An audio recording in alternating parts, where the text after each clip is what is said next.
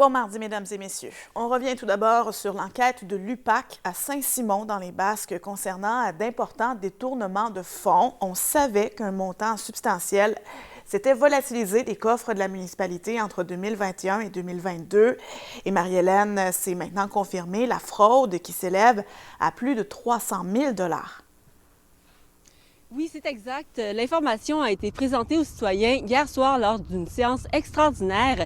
C'est la firme de comptable Mallette qui a réalisé l'audit financier.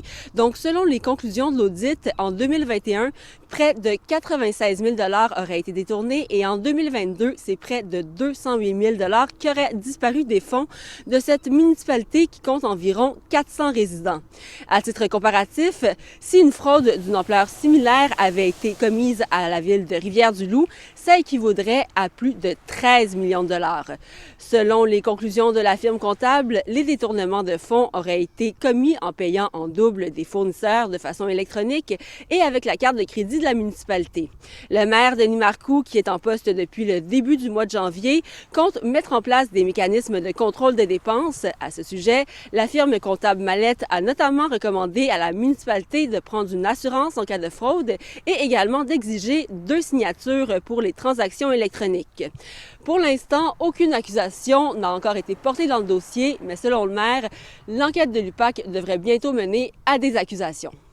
À suivre. Merci, Marie-Hélène. Merci. La province du Nouveau-Brunswick a commis une erreur sur les avis de taxes foncières envoyés à certains citoyens de Tracadie la semaine dernière. Un taux d'environ 40 cents par tranche de 100 $ d'évaluation a été ajouté à l'insu des élus municipaux de l'endroit. Cette taxe venait donc imposer 2 fois les résidents de 6 quartiers pour le service d'entretien des routes. La ville de Tracadie a informé les citoyens touchés de la démarche à suivre. La province qui devrait leur faire parvenir un nouvel avis par la poste avec le bon taux d'imposition et un délai supplémentaire leur sera accordé pour le paiement des taxes foncières. La réfection de la rue des Chardonnerets à Maria, en Gaspésie, continue de diviser la population. Plusieurs citoyens ont exprimé leurs inquiétudes d'ailleurs à la rencontre du conseil municipal d'hier soir. Et Louis-Philippe, les questions à diriger vers les élus concernaient surtout le montant de ces mises à niveau. Effectivement, Catherine. D'abord, clarifions que personne n'est contre l'idée de la réfection, mais plusieurs citoyens croient que Maria s'endette inutilement. On se demande s'il n'y aurait pas moyen de diminuer ses coûts. Le problème, c'est que le secteur compris entre la rue des Jets et la rue des Hirondelles est régulièrement inondé et se draine difficilement.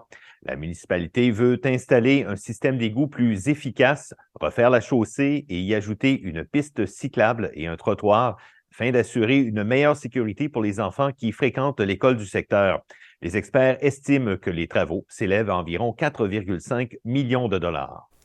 Les élus, donc, ont tenté de calmer le jeu. Oui, le maire se veut rassurant et insiste sur le respect du budget. On pourra, dit-il, modifier certains détails pour demeurer dans les limites annoncées. En terminant, une demande citoyenne a été faite pour que s'ouvre un registre sur le projet. Le 15 mars prochain, donc, les citoyens de Maria sont invités à venir signer le dit registre s'ils sont en désaccord avec le projet ou s'ils estiment qu'un référendum est nécessaire. J'aurai plus de détails et des intervenants autour du dossier à vous faire entendre au bulletin de ce soir. Merci, Louis-Philippe. Je vous en prie.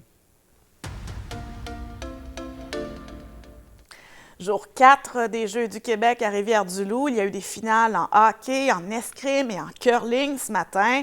Le bloc 1 est officiellement terminé et on peut penser que ce sera tranquille cet après-midi sur les plateaux de compétition. Mais Alison, il y aura quand même plusieurs personnes au travail. Tout à fait, ça ne va pas grouiller d'athlètes, mais bien de personnel, de logistique. C'est commencé depuis hier soir, après les dernières compétitions.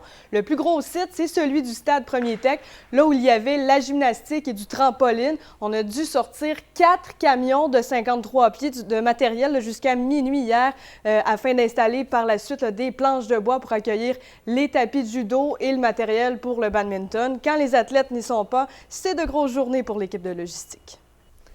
Sorti d'ici, c'est ça, l'entour de minuit. Ouais. On dort pas bien.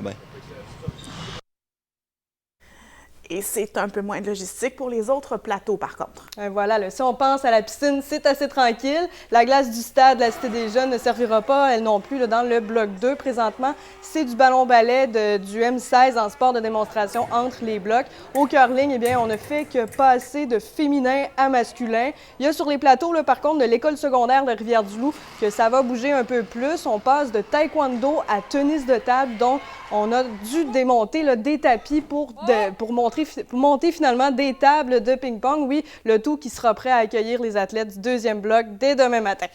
Et ça repart. Merci, Alison. Merci, au revoir.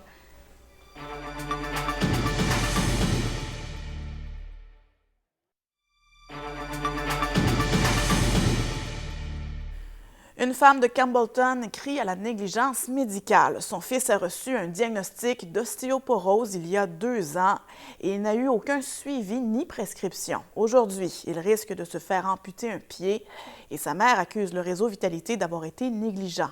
Honorine Gunchup. Le cas d'un homme de Campbellton gravement malade que nous avions rapporté